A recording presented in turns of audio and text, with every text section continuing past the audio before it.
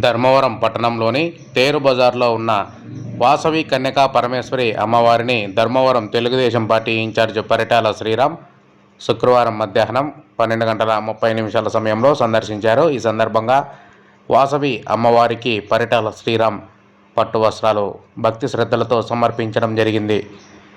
ఈ కార్యక్రమానికి పెద్ద ఎత్తున తెలుగుదేశం పార్టీ కార్యకర్తల నాయకులతో పాటు ఆర్యవైశ్య సంఘం నాయకులు హాజరయ్యారు. పరిటాల శ్రీరామ్కు ఆర్యవైశ్య సంఘం ఆధ్వర్యంలో అధ్యక్షులు జూటూరు రమణయ్య, ఇతర ఆర్యవైశ్య సంఘం ప్రతినిధులు ఘన స్వాగతం పలికి అమ్మవారి ప్రత్యేక దర్శనం చేయించి తీర్థ ప్రసాదాలు అందజేశారు.